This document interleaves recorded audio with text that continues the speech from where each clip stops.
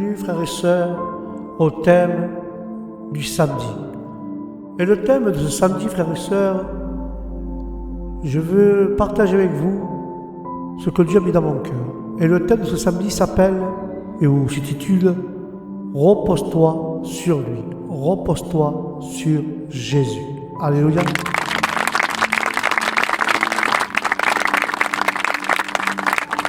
Ceux qui ont une Bible prennent le livre de Matthieu, chapitre 5, et versets 1 à 3. Et nous lisons la parole au nom du Père, du Fils et du Saint-Esprit. Et la parole dit ainsi. À la vue de ces foules, Jésus monta sur la montagne. Il s'assit et ses disciples s'approchèrent de lui. Puis il prit la parole pour les enseigner et il dit « Heureux ceux qui reconnaissent leur pauvreté spirituelle, car le royaume des cieux leur appartient. » Alléluia.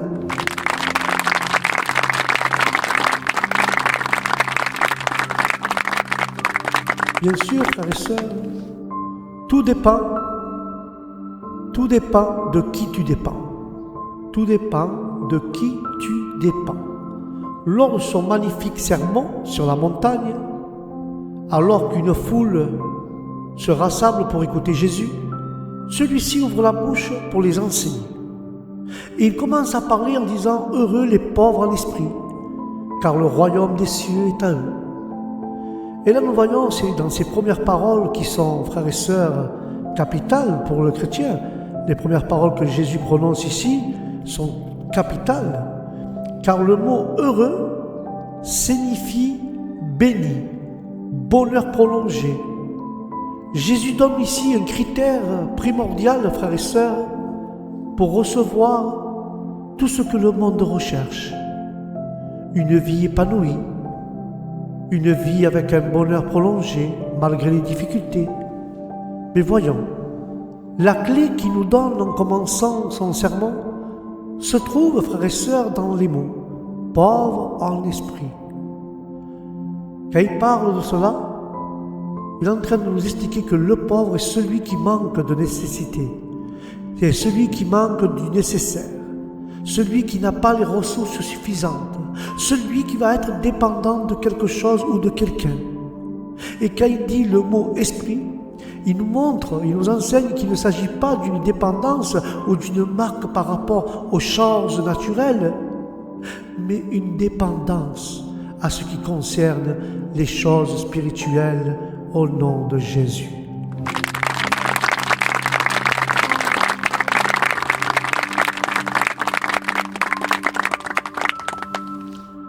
Car le pauvre en esprit, frères et sœurs, est donc quelqu'un qui reconnaît qu'il manque du nécessaire et par lui-même qu'il manque de force et de ressources suffisantes.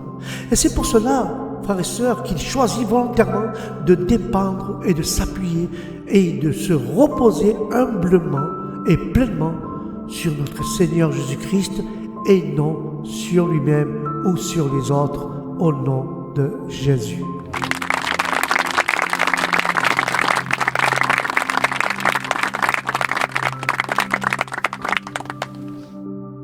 Jésus est ta qualification pour recevoir tes bénédictions. Rappelle-toi que Dieu ne te bénit pas par rapport à ce que tu fais, mais il te bénit par rapport à ce que Jésus a fait. Car il a lui-même préparé des bénédictions qui sont pour ceux et celles qui choisissent de s'appuyer sur lui et de reposer sur lui et se reposer en lui. Alléluia.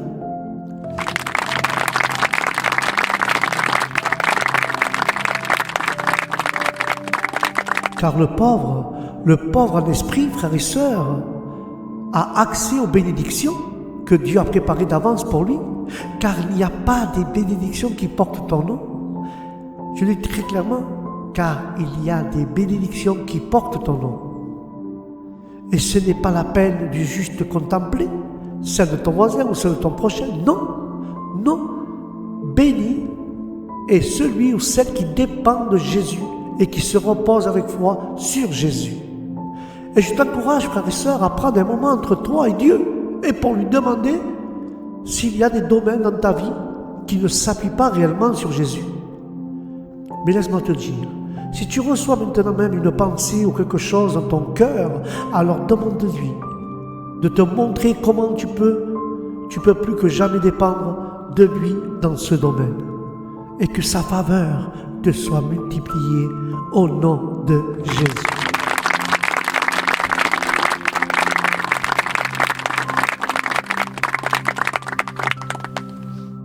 Et c'est pour ça que dans le livre 2 Corinthiens chapitre 3, nous parle que Jésus dit de telle manière dans ses Écritures, « Je ne dis pas que nous soyons capables par nous-mêmes de concevoir quelque chose, mais si cela venait de nous, notre capacité, au contraire, notre capacité vient de Dieu. Nous aussi, nous sommes rendus capables d'être serviteurs d'une nouvelle alliance et non de la lettre, mais de l'esprit, car la lettre tue, mais l'esprit fait vivre au nom de Jésus.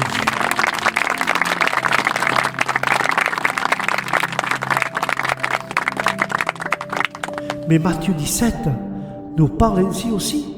Matthieu 17 dit ainsi, « C'est parce que vous manquez de foi, leur dit Jésus.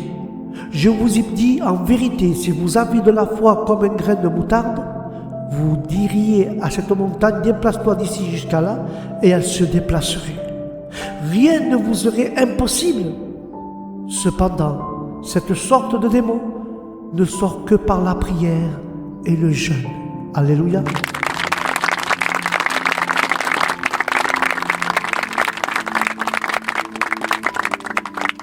Alors, repose-toi sur la capacité de Jésus et non en ta capacité. Car dans les Écritures de 2 Corinthiens que nous venons de voir, chapitre 3, l'apôtre Paul déclare que notre capacité vient de Dieu. Quel magnifique encouragement, frères et sœurs. En tant qu'enfants de Dieu, nous savons et nous avons toute opportunité de nous connecter à la capacité de notre Seigneur. Surtout lorsque nous ne nous sentons pas capables de traverser par nous-mêmes les tempêtes qui peuvent venir dans notre vie, les vents contraires. Car les moments difficiles dans notre vie nous poussent à aller en profondeur dans notre relation avec Dieu. Car dans les difficultés, nous pouvons être assaillis par les doutes, par les désespoirs, par les craintes. Mais approche-toi et accroche-toi à lui, plus que jamais. Accroche-toi à lui, car tu n'as pas besoin d'une autre grande foi pour déplacer la montagne des difficultés. Comme Jésus lui-même nous le dit dans Matthieu 17, si tu as de la foi, comme un grain de moutarde, tu peux commander à la montagne.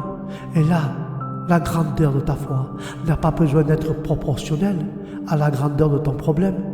Ton problème peut se dresser devant toi comme une montagne. Et ta foi paraître à tes yeux comme un grain de moutarde à côté. Mais une petite foi est suffisante. Elle est aussi bon de nous rappeler qu'il y a une différence entre renoncer à la foi et être incrédule. Car dans les Écritures, Jésus lui-même traite parfois ses disciples d'incrédules. L'incrédule peut croire que Jésus est le sauveur de son âme, mais il ne sera peut-être pas capable de trouver une solution au problème auquel il fait face en ce moment. Alors, l'adversité va étirer ta foi. Repose-toi sur sa capacité à Jésus, car ta foi même petite est comme un pont, un lien qui te connecte à celui qui rend le faible fort. Car ta foi même petite dans l'adversité va démontrer que Jésus n'est pas un Jésus juste historique et encore moins théorique, mais qu'il est vivant et ressuscité entre les morts au nom de Jésus.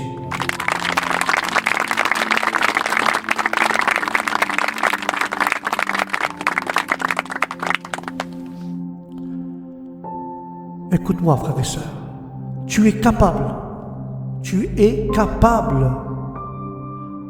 de ne le croire par ta foi en lui. Mais je t'invite à prendre un temps pour déclarer à ta montagne de sortir de ta vie. N'oublie pas que lorsque tu t'adresses à Dieu, demande. Lorsque tu t'adresses à l'ennemi, tu commandes. Lorsque tu t'adresses à Dieu, tu vas demander. Mais quand tu t'adresses contre ton ennemi, tu vas le commander de sortir de ta vie et de partir loin de toi au nom de Jésus.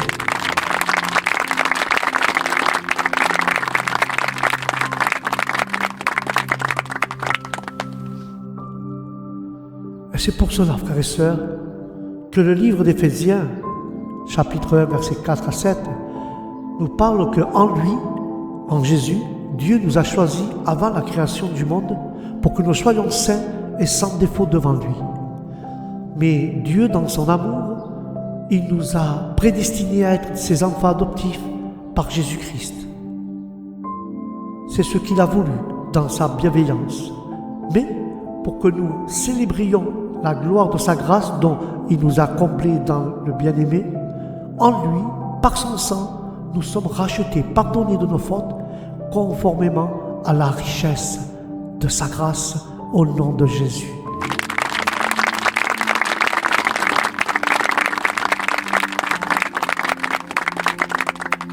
Alors, repose-toi sur la perspective de Dieu à ton sujet. Ce que je veux te dire par là, tout simplement que Dieu ne te voit pas comme tu te vois. Car par la foi, Dieu te voit en Christ, c'est-à-dire revêtu de Jésus. C'est pour ça que Matthieu 11, après avoir baptisé Jésus et entendu la voix du Père, déclarait à propos de Jésus que celui-ci est son Fils bien-aimé. Et Jean-Baptiste va être amené en prison à cet instant, car les doutes sur la personne de Jésus commençaient à l'envahir. Il envoie donc quelques-uns de ses disciples demander à Jésus s'il était vraiment lui, le Messie qui devait venir. Et Jésus répond à leurs questions en démontrant sa puissance. Les aveugles voient, les morts ressuscitent. Et dans cette réponse, les disciples de Jean le Baptiste retournèrent vers lui. Une fois parti, Jésus se tourne vers la foule et fait éloge de Jean. Il dit qu'il est bien plus qu'un prophète.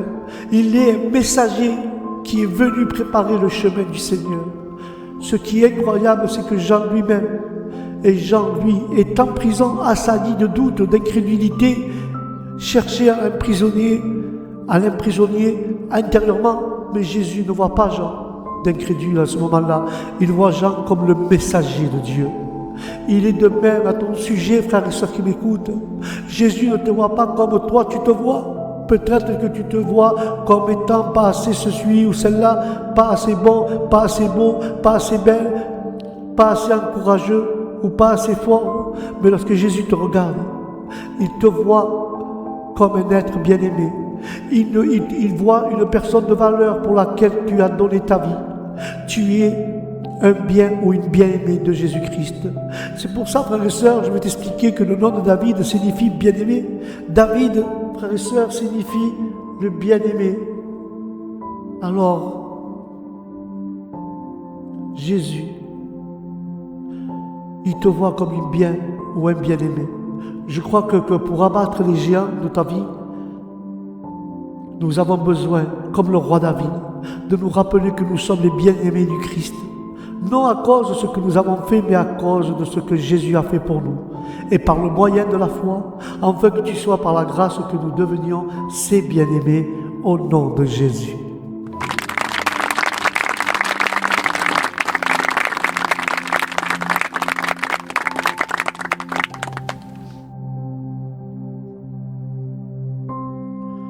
Et je t'encourage, frères et sœurs, à prendre un temps dans la prière pour demander à Dieu comment il te voit. Et n'oublie pas, par la foi en lui, il ne te voit pas à travers de tes manquements ou de tes erreurs, ni de tes péchés, mais il te voit à travers de la grâce qu'il a déversée sur toi, car comme le disent les Écritures, là où le péché abonde, la grâce de Dieu surabonde. Tu vois donc à travers, il te voit donc, te vois-tu donc à travers des yeux de sa grâce. Jésus ne te voit pas comme tu vois toi, mais il te voit à travers les yeux de sa grâce, car si le péché abonde, sa grâce surabonde au nom de Jésus.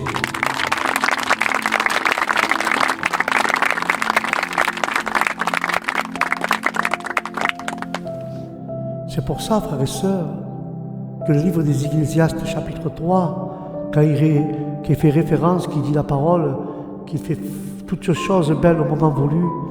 Il a même mis dans leur cœur la pensée de l'éternité, même si l'homme ne peut pas comprendre l'œuvre de Dieu accomplie du début à la fin. Mais il dit, j'ai reconnu que leur seul bonheur consiste à se réjouir et à bien agir pendant leur vie.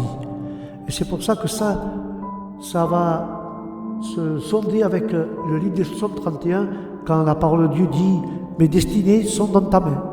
Délivre-moi de mes ennemis, de mes persécuteurs. Fais briller ton visage sur ton serviteur. Sauve-moi par ta grâce éternelle, que je ne sois pas déçu quand je fais appel à toi et que les méchants le soient eux, qu'ils soient réduits au silence dans les séjours des morts. Alléluia.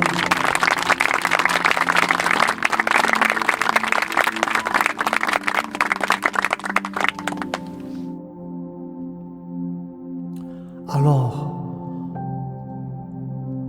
repose-toi sur le timing de Dieu. Il y a quelque temps de cela, un serviteur faisait une cuisine. Il cuisinait en suivant une recette. Mais ce serviteur, en cuisinant, il s'était loupé sur le temps de cuisson. Et le repas n'était pas cuit. En cuisine, nous avons besoin d'un timing. Et il est important pour pouvoir manger un bon repas. Il est de même pour les percées que Dieu veut nous accorder dans notre vie.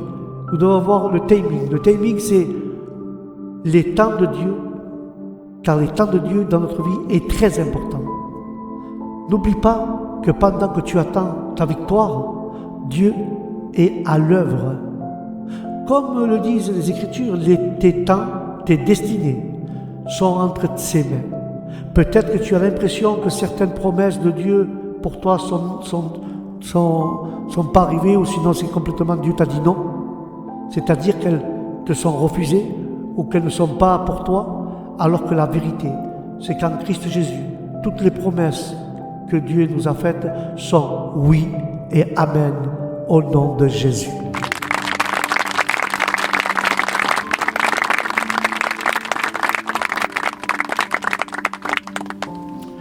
Car frères et sœurs, le nom de Dieu dans cette saison est sûrement pas un nom définitif. Il te prépare juste un plus grand oui pour demain. Quand Dieu te dit non, pas maintenant, c'est pas un nom définitif, car pour l'instant il te dit que non, car lui il est en train de préparer un grand oui pour le lendemain, pour ta grande victoire. Et ce n'est pas souvent qu'une question de temps. Je t'encourage à garder la foi. La foi, il est pour toi, il est avec toi. Dans tes épreuves aujourd'hui, on a une date de péremption. Sans te rendre compte, Dieu œuvre derrière la scène en ta faveur. Il prépare le terrain pour que ces bénédictions puissent arriver jusqu'à toi. Il prépare les connexions divines des personnes que tu ne connais peut-être pas encore, mais que tu reconnaîtras au bon moment. Alors repose-toi sur le temps de Dieu, sur son timing. Il fait toutes choses belles en son temps. Si tu as du mal à te reposer en lui dans l'attente d'une percée, je t'invite à prier et à lui demander de l'aide et de demeurer en lui plus que jamais. En cette journée, je te prie aussi que tu te rassures en te rappelant qu'il est bien le Dieu du temps et des circonstances et qui tient les temps et les saisons de ta vie entre ses mains au nom de Jésus.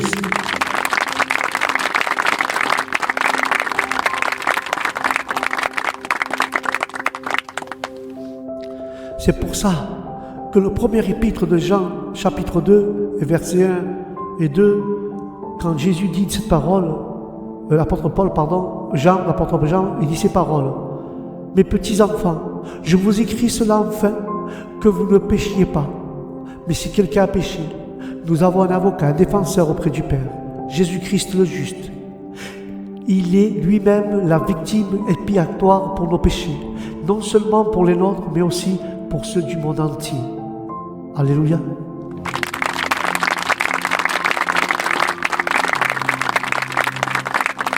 Mais aussi dans sa parole, il est écrit dans les Psaumes 62, Sur Dieu repose mon salut et ma gloire. Le rocher de ma force, mon refuge est en Dieu. En tout temps, peuple, confiez-vous en lui. Épanchez vos cœurs devant lui. Dieu est notre refuge. Oui, les fils d'Adam ne sont qu'un souffle. Les hommes ne sont qu'un mensonge. S'ils montaient sur une balance, tous ensemble, ils seraient plus légers qu'un souffle. Amen.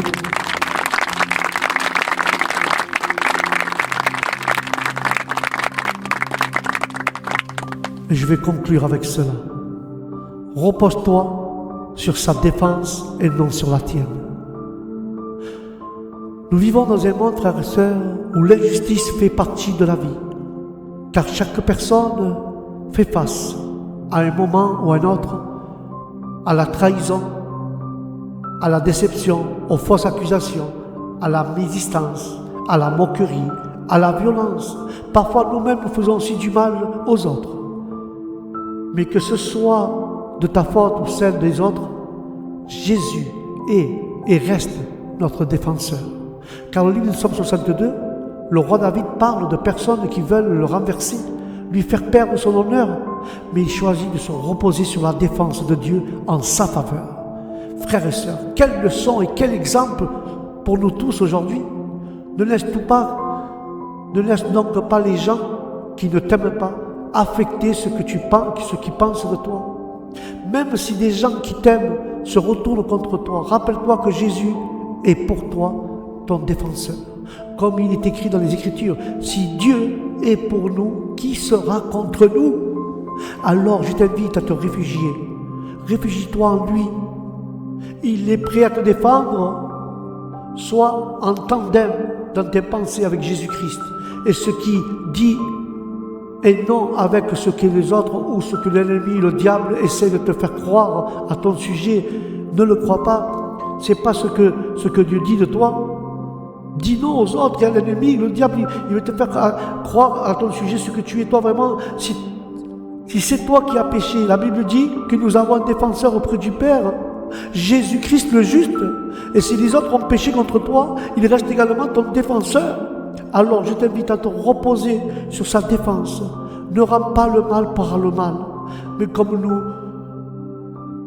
nous invitent, j'ai les Écritures nous invitent, frères et sœurs, les Écritures nous invitent à triompher, et à triompher du mal par le bien.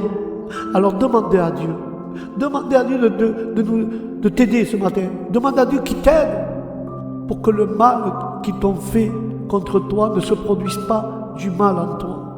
Garde ta foi, car c'est le bouclier du pardon, et attends-toi à voir Dieu agir en ta faveur. Il est ton défenseur, et ceux et celles qui comptent sur lui ne sont pas déçus. Il ne t'abandonne pas.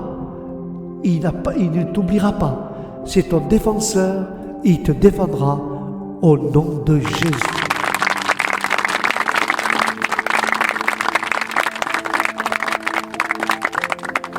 Voilà mes frères et mes sœurs, c'était le thème de ce samedi. Repose-toi en Jésus-Christ. N'oublie pas que Jésus, il est celui qui te bénit, celui qui te défend, celui qui te prend dans les moments de détresse dans son refuge, au milieu de sa parole.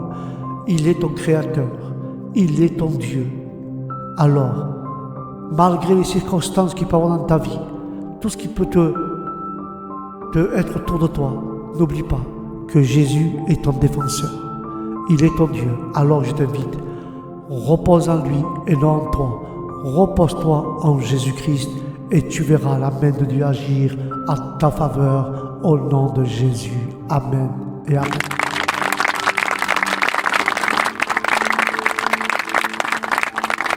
Voilà mes frères et mes sœurs, c'était le thème de ce samedi. Repose-toi en Jésus. Alors, j'espère que la parole vous a fait du bien, vous a parlé dans vos cœurs et aujourd'hui vous allez agir autrement. Et je vous dis avec la grâce de Dieu à samedi prochain pour un nouveau thème du samedi. Que Dieu vous bénisse, que la paix de Dieu soit avec vous et vos familles et que le Saint-Esprit vous conduise dans toute la vérité des Écritures au nom de Jésus. Amen. Que Dieu vous bénisse. Shalom.